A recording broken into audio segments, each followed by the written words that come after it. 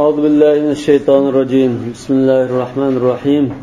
الحمد لله رب العالمين والعاقبة للمتقين ولا عدوان إلا على الظالمين، والصلاة والسلام على سيدنا محمد وعلى آله وصحبه أجمعين. ربنا لا تجعلنا فتنة للقوم الظالمين ونجنا برحمتك من القوم الكافرين. أما بعد، فقال المصنف رحمه الله تعالى: قال: وصلاة الليل ركعتان بتسليمة. namozlar qatorida kechida o'qiydigan tahajjud namozi ustida to'xtalyapti.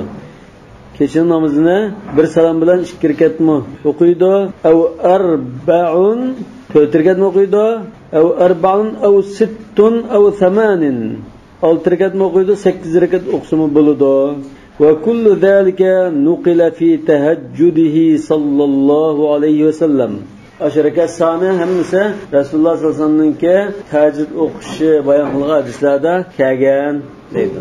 Hanifi mazhabining dalillaridan biri qalat Aisha radhiyallohu anha: "Kana an-nabiy sallallohu alayhi vasallam yusalli arba'an la tas'al an husnihinna wa tulihinna, thumma yusalli arba'an la tas'al an husnihinna wa tulihinna, thumma yusalli thalatha."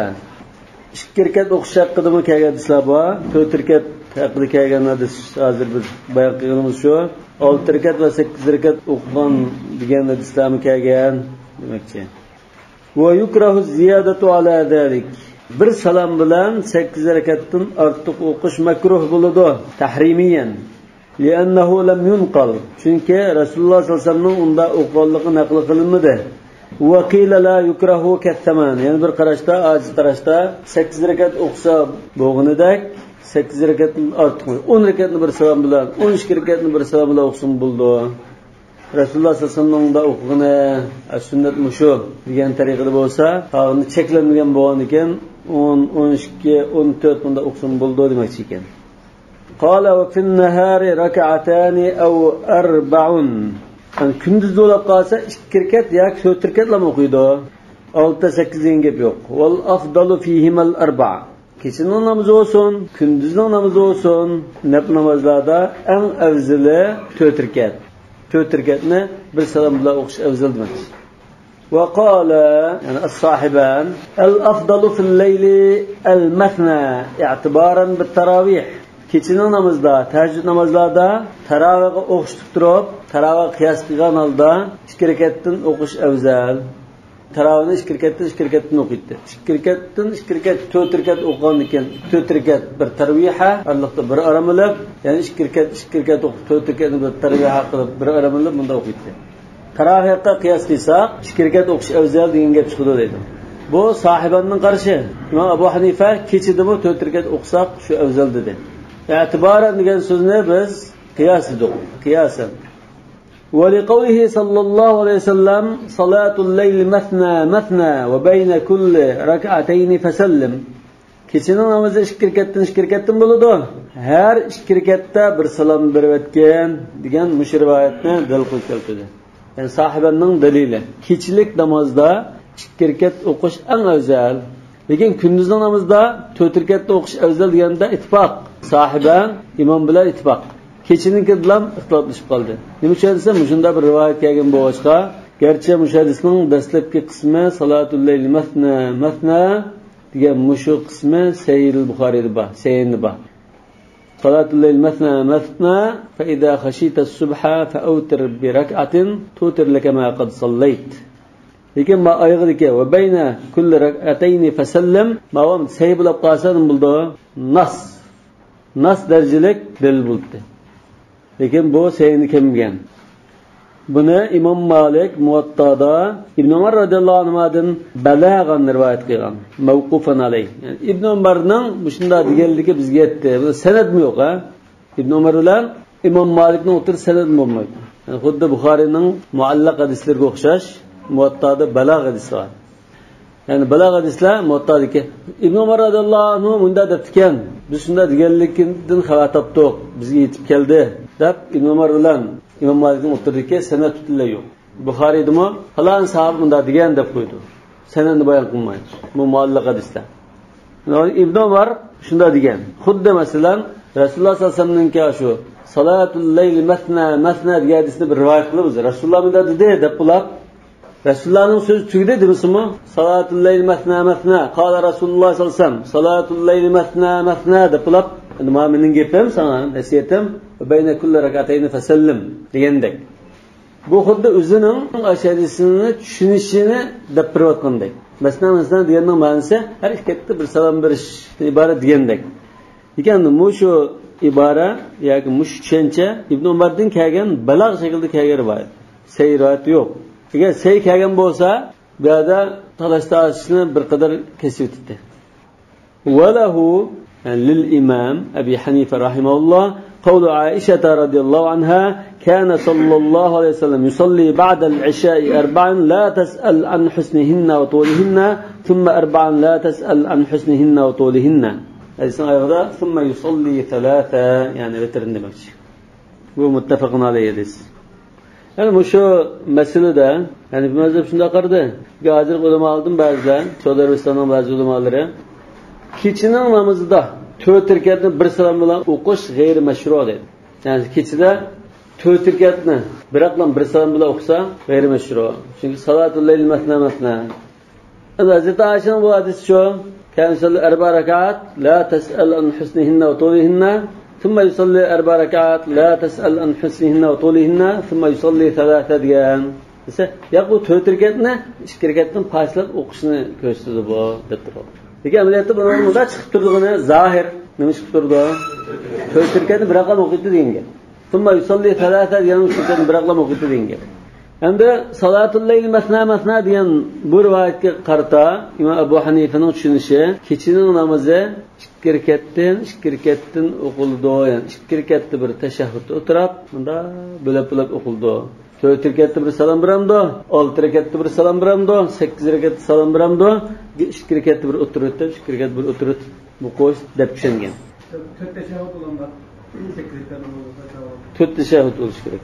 Lekin bu Shayx ibn Baz masalan, Shayx Usayminlarningki bu 4 rekat bir aqlam o'qisa g'ayri mashru' degan sal g'alatan. Gerçi shunda zahirdan 4 rekat o'qish chiqib turgan shunda nima bo'lsa-mu? Yana ba'zi rivoyatlarda masalan 5 rekat bir aqlam vitr o'qidi deb ba'g'o 5, 7, 9 yanda rivoyatlar bor. Shu bir salom bilan davomkin u 2 rekatda ortiq o'qish bo'lmaydi degani faqat shu hadisniki masna masna deganning zahirga so'zlash mumkin. Boshqa bir nas darajalik nima yo'q.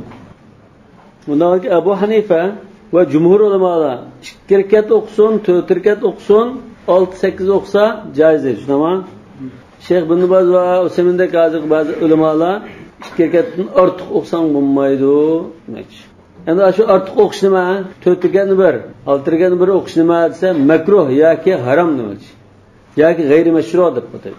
Mana وقد روت عائشة أن الرسول صلى الله عليه وسلم كان يصلي من الليل 13 ركعة يوتر من ذلك ب5 لا يجلس في شيء إلا في آخرها متفق عليه.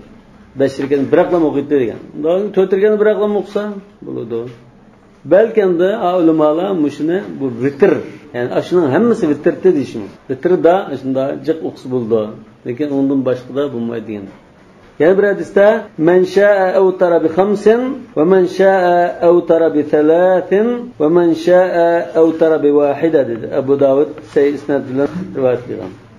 Bu kechining namoziga munosabatli ixtiloflar. Yani kunduzning namozi masalasi kelsak, muallif kechini va kunduznikini bayon qilyapti-ku. Kunduzninki kelsak, yani bu mazhabdagi 3 imom va sohiban hammasi birdek eng afzal 4 rekat, 4 rekatni bir aqlam o'qish. Mush qarashni tarjih qilgan ba'zi murajjahlar bor. Ba'zi murajjahlar bor. U masalan salatul layl masna degan hadisni rivoyat qilgan Ibn Umar radhiyallohu anhu kunduzda 4 rekatni bir aqlam o'qigan. Ibn Abi Shayba rivoyat qildi. Yani Abdullah ibn Umarning azatgarisi Nafi'dan shunda keldi. Yani İbrahim an-Nakhai, İshaq ibn Rahway, Avza'i qatorli olimlarmi al-afdal 4 rakat fi an-nahar dedi. Yani İmam Malik, İmam Şafii ve İmam Ahmed qatorliq ulamolar kunduzning namozida 2 rekatdan o'qish afzal deb qardi. Bu Hazrat Abu Hurayra, Ibn Sirin, Sa'id ibn Jubayr ve İmam Layth qatorliqlardan kelgan rivoyat. Cumhurning dalili salatul layli wan nahari masna masna. Müşahidistaygan. Abi rivayette sahihinde kelgan hadisni biz salatul layli masna masna dedik o. Bu rivayette salatul layli wan nahari masna masna deb kelgan. Lekin müşahidisni inchga tadqiqlagan vaqtimizda, tekshirganimizda wan nahar degan so'zning orliqqa qistilgan so'z ekanligi, marfu sahih holatda emasligi chiqdi. Çünkü sahihinde kelganida wan nahar degan so'z yo'q. Lekin mushunda holat kelgan salatul layli wan nahar deb kecha kunduz ikki tilg'ilgan hadisni ba'zi ulamolar sahih deb qaraganlarmi bor. Ba'zilar sahih emas deb qaragan. Yana kunduz o'qiydigan chashgoh namozi 8 rakat o'qigan ahvoli bor. Lekin 8 rakatni shu 2 rakatdan bo'lib o'qigan deydi. Bundan boshqa salatul istisqa, salatul ayd 2 rakatdan te, bunga kunduzning bu namozdan 2 rakatda o'qiladi deb turildi. Lekin undash kechining namozida Sheyx bin Baz va Usayminning g'ayri mashru yoki harom makruh degani 4 rakat o'qisa g'ayri mashru, harom ya makruh degani İmam Ahmadning qarashiga yoki İmam Ahmadning mazhabiga xilof va jumhurning mazhabiga xilof bir qarash. Va İmam Ahmadning mazhabida İmam Ahmaddan kelgan rivoyatlarni sahih ya ajiz deb ayiradigan, xuddi ashunning mazhabiga zohir rivoya va navodir degan ayiradigan al-insaf fi ma'rifatir rajih min al-xilaf degan İmam Mirdavining kitobida bunda kelgan. يعلم أن الأفضل في صلاة التطوع في الليل والنهار أن يكون مثنى وإن زاد على ذلك صحة. شكركة أرتقلب كسر ينسحب له طورة صدق. ولو جاوز 8 ليلا أو 4 نهارا وهذا المذهب. كيتشد 8 ركعتni ishib ketsimi, kunduzda 4 rakatda ishib ketsimi, Rasulullohning ortiq o'qimagan-ku, shunda ishib ketsimi, sahih degan.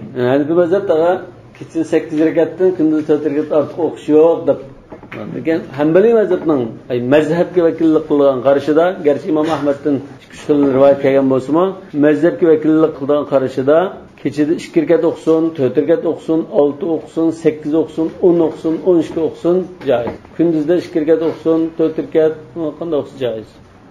Ve kana sallallahu aleyhi ve sellem yuvadibu ala salatu duha 4 bitaslima. Rasululloh sallallohu alayhi vasallam chashka namozini 4 rakat bir salom bilan o'qiydi. Yani davomli izchil o'qiydi dedim yani. Sahih Muslimning rivoyatida kana nabiyyu sallallohu alayhi vasallam yusalli duha 4 rak'atin ve yazidu ma sha Allah degan. Yani bir hadisda men sallat duha rak'atayn lam yuktab من الغافلين ومن صلى 4 كتب من العابدين ومن صلى 6 كفي ذلك اليوم ومن صلى 8 كتبه الله من القانتين ومن صلى 12 ركعة بنى الله له بيتا في الجنة. İmam Tabarani Mu'cam el-Kebir degan kitobida rivoyat qilgan hasan darajadagi hadis. قال ولأنها أدوم تحريمة يعني 2 rakat qaraganda 4 rakat namoz bir quloqqa qish bilan uzunroq davomlashadi. Bir quloqqa qilgandan keyin to'xtamay 4 rakat o'qib. Ama 2 rakatdan o'qib qolsak, Allohga aramlar o'lish bo'ldi. Yani uzun davomlashadi demakchi. Fakana ashaqqa uzun davomlashgandan keyin bu insonga sal jafoliq keldi 2 rakat qaraganda. Fatakunu afdala Japalıqroq bo'lgandan keyin 2 rakat o'qish qaraganda 4 rakatni biroqlam o'qish afzal bo'ladi. Qala sallallohu alayhi vasallam afdalul a'mali ahmazuha. Amallarning eng afzali, eng ta'sirligini, eng qattiqi yoki eng achchiqi degandek bo'ladi. Hamada yoki hamaza ashar 2 so'z achchiq hamid deymiz-ku. Mesela Abu Hamza yoki Hamza degan bu shunda açık bir xil julg'un yoki bir o'simlikning nomisi. Miyada ay ashaqquha mashaqqatga, ang jabalqa debdi. Qala amma at-tarawihu tuadda bi jama'atin. Tarawihga qiyas qildi sahiban. Bularning qiyosiga raddiya bermoqchidir. Tarawihga qiyas qilingan bu tarawih degan jamoat bilan o'qilgan namoz. فكان مبناها على التخفيف دفعا للحرج عنهم. Cemaat o'qilgandan keyin ularni qisnab qo'ymaslik uchun, harajni qo'ymaslik uchun yengil o'qish shu qoidasi bordi deydi. yengil o'qish ustiga qurilgan. Va amma qawluhu sallallohu alayhi vasallam sahiban dalil qilgan salatul layl masna degan bu hadisga kelsak, buning ma'nosi vallohu alam annahu yatashahhadu ala kulli rak'atayn. Her ikki rakatda bir tashahhud o'tirib, ikki rakatni bir ayirib bunda o'qiydi deganni ko'rsatadi. Har ikki rakatda bir salom berib o'qiydi deganni ko'rsatmaydi, demoqchi. فسماه مثنى لوقوع الفصل بين كل ركعتين بتشهد. Her ikki rakatning o'ttirda tashahhud bilan bir ayirish bo'lg'achqa ikkidan deb atadi deydi. Nima uchun mushunda tushundingiz? Nima uchun buni salom bilan ayridi deb tushunmaymiz desa, buning qarta va yu'ayduhuma ruyan. Madis bizning tushunchimizni kuchlantirdi. Bunda bir hadis kelgan. Annahu sallallohu alayhi vasallam kan yusalli arba'an qabla al-asr yafsilu baynahunna bis-salam ala al-malaikati al-muqarrabin wa man tabi'ahum min al-muslimin wal-mu'minin. Rasululloh sallallohu alayhi vasallam asrdan ilgari 4 rakat o'qiydi. 4 rakatning o'ttirini muqarrab farishtalarga salom qilish bilan va uningdan boshqa musulmon mu'minlarga salom qilish bilan da ayritdi deydi. Yani assalomu alayna va ala ibadillah solihin degan tashahhudga duo bilan ayritdi dedi. Qala Tirmizi, buni nimamda azroq ehtimollik bor deb qolsak, Imom Tirmizi shunda salom qilmay tashahhudlar ayirgan deganni shunda tushunib dedi. Buning ma'nosi farishtalar va mu'minlarga salom qilishlar ayritdi deganning ma'nosi al-fasl baynahuma bit-tashahhud. Tashahhudda o'tirish, at-tahiyatda o'tirish bilan ayritdi degan bo'ldi. Salom bilan ayritdi degan gap yo'q demoqchi. Namozdan chiqqanda qilgan salomdan keyin farishta qilgan salom bermay tamom. Imom Tirmizi hozir unda tushunmabdi. Bu hadisni rivoyat qilgan Imom Tirmizi izohlab tashahhudda o'tirish orqali ayrishni demoqchi bu hadisda deydi. Unda assalomu alaykum va rahmatulloh deb salom bergan chaqda talaffuz qilgan ibora, unda farishtalar yoki mu'minlar, musulmonlar bunda bir gap yo'q-ku. Lekin tashahhud qilgan chaqda assalomu alayna va ala ibadillah solihin degandek bir farishta va barliq mu'minlarni o'z ichiga oladigan bir ibora bo'lg'achqa Imom Tirmizi ashunda tushunibdi. Yoki ashunda tushunish mumkin ekan bu hadisni. Davom ekan, Hanifi mazhab o'zininki, ya'ni Hanifi mazhabga vakillik qiladi. Imomning qarashi o'zininki salatul layl masna degan hadisdan tushunishini mush rivoyat bilan kuchlantirgan bo'ldi. Qala va la yazidu fi an-nahari ala 40 bi taslimatin. Kunduz o'qilgan namozlarni 4 rakatdan oshiratmay bir salom qiladi deydi. Li'annahu lam yunqal. Chunki 4 rakatdan ortiq o'qish Rasululloh sallallohu alayhi vasallamdan naql qilinmadi. Biz ibodatda naql qilingan yerda to'xtaymiz demoqchi. Gerçi mesela Hanbali mazhab, hadi bu yerda shunda bir o'rin olmasdimi? Hanbali mazhabning vakillik qilgan qarashida Rasululloh kunduzdan aslan 4 rakatdan ortiq o'qimagan bo'lsa-mu, 4 rakat ortiq o'qsang bo'ldi dedi. Yani bu mazhabda 4 rakatdan ortiq o'qigan ahvol yo'q. Naql qilingan 4 rakatdan ortiq o'qimaysan. Yani hozir bundan bir xil bid'at bo'lgandek, bunda keskin pozitsiya bo'ldi. Lekin bu Hanbali mazhabga agishadiganlar, yoki sunnatni ching tutdi Hanbali mazhab yoki salafiy aqim deydiganlar bunday diqqat qilmaydi. Faqat rafiyat, amin jahr deyish, ashun 4-5 masala bor. Shunda sunnatni Hanbali mazhab tashlaydi deb qarab oldigan gap. Bu yerda masalan lam yunqal. Rasululloh unda qilmagan, biz unda ortiq qilmaymiz deb to'xtanadi bu.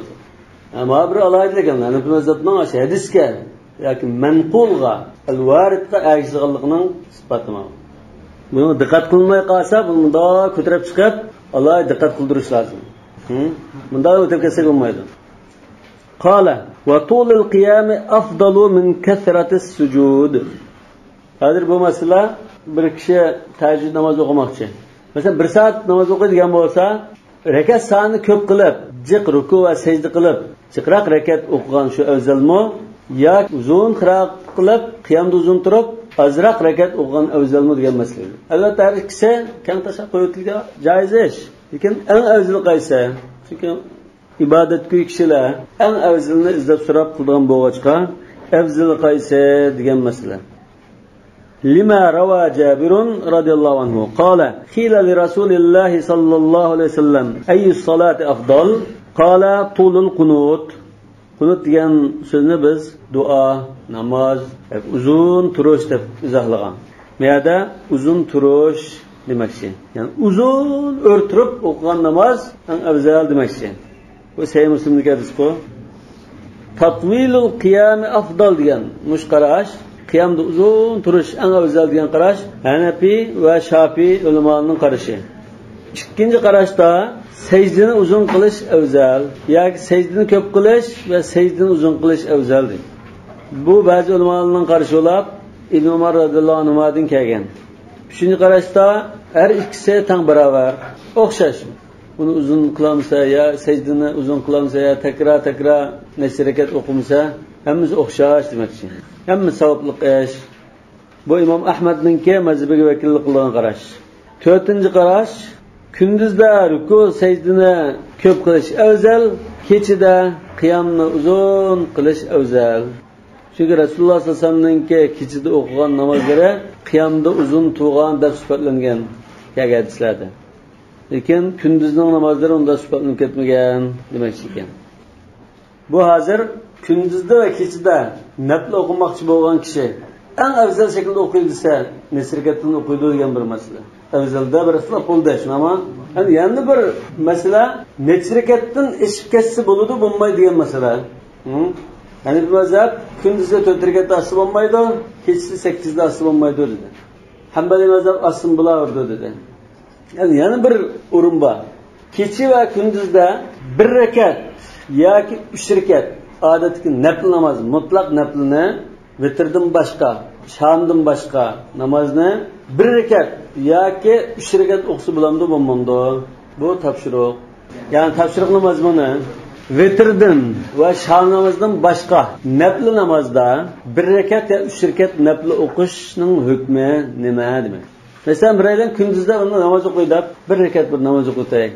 Deb okusu bulamdı. Mesela 2 rekat namaz okuş bağı 1 rekat namaz okusu bulamdı. Ya ki 3 rekat bir nafl okuyup dese bulamdı demek. Sonunda ulamalarning qarashlari har xil. Lazım hava bizning imtihondan keyingi ikkinchi topshiriq bo'ldi. O'tgan bir topshiriq bordi-ku? Mana ikkinchisi mana. Vitrni 1 rekat o'qish bor. Hozir bo'lgan masala 1 rekat bir nafl o'qoy. Deb naflni 1 rekat o'qib qolsa bo'lamdi. Yoki 3 rekat o'qsa bo'lamdi deymiz. Bunda ulamalarning qarashlari va shu munosib manba mana shu biz burun deb kelgan ilmiy usulda yozib qo'ysa. Lekin maktabda o to'g'riliq to'xtalmadi. Hem tolul kunut dedi. Qiyamda uzun turish eng afzal dedi. Li'annahu ashaq. Çünkü uzun turish tas. Lekin sajdada uzun turish yoki rakat soni avtib turish sal rahatrak, yengilroq. Va li'anna fihi qira'atul Qur'an. Yani qiyamda Qur'on o'qish bor. Nima? Va huwa afdalu min at-tasbih. Qur'on o'qish tasbih etishdan afzal. Yani şu meselede Kur'an okuş, tesbih etişte afzal degan meselede asli bir bahs qilish lazım. Yani tesbih afzal mı, Kur'an okuş mu? Mesela bizim bir vaktimiz var. 15 minut yani bir mescid o'tmoqchi yoki veya o'tirib bir savobli ish qilay, zikr qilay yoki Kur'an o'qiymi, tesbih aytaymi? Ikkisidan birini tanlamoqchi bo'lsak, qaysi eng savobli degan meselede ba'zilar Kur'an o'qish afzal deyish mumkin, ba'zilar tesbih aytish afzal deyish mumkin. Ama mutlak qaysi ish afzal desa, her zamanda her shaxsning ahvoli qarab, shu eng savobli bo'lgan ish farq qilishi mumkin. Yani bir qo'shimcha dalil qiyamningki uzunroq bo'lgani shu afzal deganga qo'shimcha dalil Rasululloh sollallohu alayhi vasallamningki ish izlari qaraydigan bo'lsak, ko'pincha shu qiyamni sajdadan uzunroq qilganligi isbotlanishi mumkin. Endi shu yuqori qadisog'i afdalul a'mali ahmazuha deyadiz. Afdalul a'mali ahmazuha. Mushadis ajizdir. Shundamki? G'arib yoki la aslahu la yoraf degandek, baklama, zaif jiddan degandek mazmun chiqishi mumkin. Ba'zilar mavduat kitoblarida akagan buni. Yolg'on hadislar kitoblarida akagan. Lekin Mullali Qari ma'nahu sahihun lima fi as-sahihayn an Aisha radhiyallohu anha al-ajr ala qadr at-ta'ib. Savab yoki ajr arg'illikning oz ko'plikka qarab bo'ladi degandek Hazrat Aisha bunda hadis kelgan bo'lg'achqa ma'nosi to'g'ri degan. Miyadatu qulna wal-lafzulladhi zakarahu al-Qari an Aisha laysa fi as-sahihayn. Mullali Qari Aisha bunda degan ash ibarni sayenda qarab baksa sayin bunda ibar yo'q. Wala ghayrihima Senin başka hadis kitaplarında yok. Ve innema ma'nahu indel Bukhari. Lekin muşu mazmunda, muşu ma'nida inda hadis var edi. Endi aş hadis qaysa maktabda bayon qilindi. Ama bu hadis aş Hazreti Ayşe heyzda qilib keyin qirinchi Abdurrahmon bilan tanama chiqib umr qilmoqchi bo'ldi. Shu chaqda Rasululloh sallallohu alayhi vasallam Hazreti Ayşe'ga ve innama hiya ala qadri nafaqatiki aw nasabiki degan. Yani savab sizning qilgan chiqimingiz, xirajitingiz, necha pul sarf qilganligingizga va g'arg'iningizga qarab bo'ladi degan. Buxoriyning lafzi shu. Ma'nahu fi sahih degan gap shu. Bundan keyin Abdullah Amal Ahmad va deganning sayyidistin shunda bir mazmuni to'g'ri chiqdi. Qala wal qira'atu wajibatun fi jami'i rak'atin nafl. Nafl namozning jami' rakatlarda Qur'on o'qish vojib. Lekin farz namozda Hanifi mazhabda chiqil qarash bo'lish. Nima? Dastlabki 2 rakatda vojib, keyingi 2 rakatda xolis Qur'on o'qiydi, xolis jim turdi, xolis tasbih aytdi. Ibn Mas'uddan keldi. Yana bir qarashda İmam Quduriy rahmatullohi alayhi bayon qilgan qarash bu. Bunda Hanifi mazhabning qarashi 4 rakatlik 3 rakatlik namoz o'qib olsa, mushrikka falan rakat demaymiz, lekin ashuning ichida 2 rakatda vojib. Birinchi bilan 3-chi bo'lishi mumkin. İkinci bilan 4-chi bo'lishi mumkin. İkinci bilan 3 yoki birinchi, ikkinchi yoki 3-chi, 4-chi bo'lishi mumkin. Lekin nafl kelgan chaqda 4 rakat namozda Qur'on o'qish vojib. Ya'ni 3-chi, 4-chi rakatdami, birinchi, ikkinchi rakatda o'qigandiklar o'qiydi demak. Lekin mushu nafl namozlarga billa qatib vitr namozi bor. Vitr namozi vojib desakmi aslan? Mana nafla o'qishimsin, lekin yani farzdan boshqa namozlar deydi. Farzdan boshqa namozlarda desak, vitr olsun, sunna muakkada, boshqa nafl namozda ham o'z chaldi. Mushunda hamma rakatda Qur'on o'qish lozim deydi. Li'anna kull shaf'in salatun. Çünkü her 2 rakat, yani bir jub rakat bir namoz hisoblanadi. Fa innahu la yajibu bit-tahrimati siwa shaf'in wahidan. Çünkü bir quloqqa qish bilan aslida shu 2 rakat bilan o'qish vojib bo'ldi deydi. Nima uchun? Namoz aslida farz qilinganda 2 rakatdan farz qilingan. Undan keyin safar holatida aynan qoldirilib 2 rakat olti qilib, hadar holatida 2 rakat ziyoda qilingan degan rivoyat bor. Hazrat Ayşe. Bundan keyin vojib bo'lgan asli farz qilinsa 2 rakat. Bundan keyin aslida namoz qanday yo'l qo'yilgan desa, aslida 2 rakat yo'l qo'yilgan. Hamda 2 rakatdan ortiq o'qish, 3-chi rakat shamda va boshqa peshin xuttal 3-chi va 4-chi rakat. Nima uchun biz o'qigan bo'ldik? Chunki dalil bilan isbotlangan bo'lg'achqa.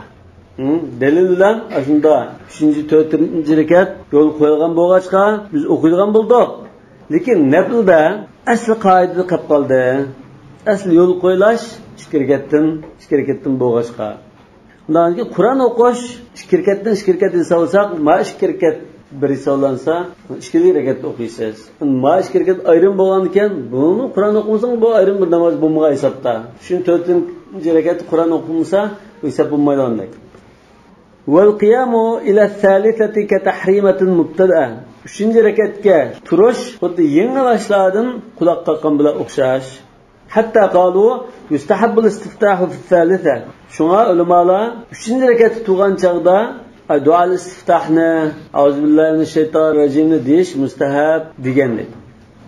Davom ekan, mushu masalada hozir masalan, biraydan 4 rakat nafl o'qiydi quloq qoqdi. Quloq qoqqandan keyin 2 rakatni o'qib tashahhud o'tirib bo'lishiga yoki uning orliqida jiddiy bir ish chiqib qoldi, ya bir ishni o'yladi. Zulm qilishim kerakkan unutib qoldim deganda. Yoki birisi ish qoqdi, yo birisi chaqirdi, yo telefon to'lab ketdi masalan.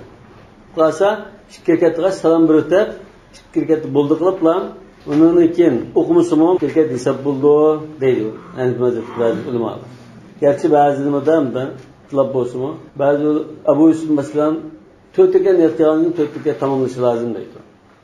İmam Abu Hanifa'nın qarshi agar 2 rakat qiroat qilgan bo'lsa, 2 rakatida farz g'ayr muayyan degan qarash bor. 2 rakatida qiroat qilgan bo'lsa, birinchi 2 rakatda shuncha to'xtavasi bo'ladi. Chunki askisi namoz bo'ldi. Lekin 3-chi, 4-chi rakatda qiroat qilmasa, birinchi kere qiroat qilmaydi faqat. Asl qilish kerakda. qilmabdi. Qilmasa, o'sha ishkirga to'xtanmaydi dedi. Chunki bu qiraatsiz namoz o'qib qoldi, bo'lmaydi. Lekin qiraat qilgan bo'lsa, ishkirga o'qiblam bo'g'isi bo'ldi. قال ويجوز للراكب أن يتنفل على دابته إلى أي جهة توجهت. uloq mingan kishi uloqqa qaysi tarafga ketayotgan bo'lsa, shu uloqqa mingan holatda qiblaga yuzlanmay turib, nafl o'qisa bo'ladi. Yumi o imaan idza kana kharij al-Misr. Uloq mingan bo'lgan ekan, sajda rukuni joriy qilinmaydi-ku. Sajda rukuga ishorat qilib, yo azroq inishib, shunda namoz o'qisa bo'ladi dedi. Idza kana kharij al-Misr. Shaharning sirtida bo'lib qolsa. Ya'ni shaharning sirtida degan gap safar ustida degan gap emas. Yani safar masofasiga bormoqchi emas bu. Masalan 5-6 kilometr, 1-2 kilometr shaharning sirtiga chiqmoqchi bo'lsa-mu, shaharning sirti bo'lsa, uloqda o'qishga ruxsat qilindi deydi. Namozni uloqda o'qishga ruxsat qilingan mashina ham bir tarafdan shu uloqqa o'xshaydi. Chunki bu turiblam yo'l qaysi tarafga o'qisa, qarilib ketishi mumkin. Uloqqa o'xshaydi. Lekin nafl namozni shu mashinada o'qisa bo'ladi. Qaysi tarafga ketayotgan bo'lsa mashina, o'tgan altida o'qisa bo'ladi degan gap chiqdi. قال ابن عمر رضي الله عنهما رأيت رسول الله صلى الله عليه وسلم يصلي على حمار وهو متوجه إلى خيبر يومئ إيماء. من رسول الله صلى الله عليه وسلم خيبرga ketib eshakka mingan holatida ishorat qilib namoz o'qiganligini ko'rdim degan. Xaybarga mangan chaqda eshak bilan mangan bo'lishi mumkin, ba'zida ot mingan bo'lishi mumkin. Yo'tining avratgan masalasida ot minganligi rivoyat qilindi. Ya'ni ba'zi joylarda eshak mingan bo'lsa yoki jangga tayyorlik qilgan, tushmoqchi bo'lgan chaqda eshak mingan bo'lishi mumkin. Rasululloh sollallohu alayhi vasallamning shijoati tufaylidan. وعن أبي حنيفة أنه ينزل لركعتي الفجر لأنهما آكد من غيرهما. Abu Hanifa rahmatullohi alayh bomdodning 2 rakat sunnati uchun uloqdan tushib, qiblaga yuzlanib turib, yerda qo'ydi. Chunki bu 2 rakat boshqa sunna muakkadalar qaraganda texmi ta'kidlangan deydi. Ta'kidlangani mushu 2 rakatning fazilati haqida kelgan hadislarda bayon qilindi va yana tong atgandan keyin bomdod qitava vaqt ichida mush bomdodning 2 rakat sunnatinlar o'qishga ruxsat, uningdan boshqa namoz o'qishga ruxsat yo'q deganligi bu 2 rakat sunnatninki bak ta'kidlanganligini ko'rsatadi. Wa an Abi Yusuf rahimahulloh annahu yajuzu fil Misr aydan. Baytiga masala shaharning sirtida bo'lsa, uloqqa bilan nafl o'qisa bo'ldi. Abu Hanifa debdi. Qala wa an Abi Yusuf rahimahulloh annahu yajuzu fil Misr aydan. Yani shahar ichidimi? Yani bir mahaldan bir mahalga ketib o'tib, yo bozorda aylanib o'tib, eshakning ustida, uloqning ustida, yo mashinaning ustida deyli, naflini o'qiyotsa bo'ladi demoqchi. Lekin Imom Abu Hanifa safar olti bo'lmasmi, shaharning sirtiga chiqqan holda bo'ldi. Shahar ichida bo'lmaydi dedi. Va an Muhammadin annahu yukrah. Shahar ichida uloqning ustida nafl o'qish makruh bo'ldi dedi Muhammad rahimahulloh. Va qala Abu Hanifa la yajuz. Imom Abu Hanifa joiz emas, ya'ni tigidan to'g'ri bo'lmaydi demoqchi. Muhammad makruh bo'ldi degan bo'lsa, Imom Abu Hanifa tigidan bu namozga hisob bo'lmaydi degandek. لأن النص ورد خارج مصر. Chunki ash hadis nas degan mishada ash hadisni ko'z. Nas degan oyat va hadisga ishlatildi. Lekin an-nas ya'ni al-hadis as-sabiq demakchi. Bu shaharning sirtida keldi. Ya'ni Madinaning sirtiga Xaybarga chiqqan chaqda kelgan hadis bu. Undan keyin naqtasiru ala mawrid an-nas demakchi. Hadis kelgan joyi bilan kifoyalanmas. لأن الحاجة إلى الركوب فيه أغلب. Çünkü şehrin sırtında uloqqa minishga bo'lgan ehtiyoj bor. Fala yuqasu alayhi al-Misr. Şehrin işi qiyas qilinmaydi. Şehrin ishida uloqni tutib turing yoki uloqni bog'lab bilan masjidga kirib, yo bir do'konda, yo bir yerda, yoki tushiblam o'qiyalarga yerli tepiladi deydi. Şehrin sırtida yo uloqni tutib turadigan bog'laydigan yer bo'lmasi mumkin, yo pokiz yer bo'lmasi mumkin. yoki ensirishi mumkin ba'zi nasldan ylancha yandan nasldan masalan darsmi shaychi bo'lsin subhanakallohumma bihamdik ashhadu an la ilaha illa anta astaghfiruka va atubu ilayk.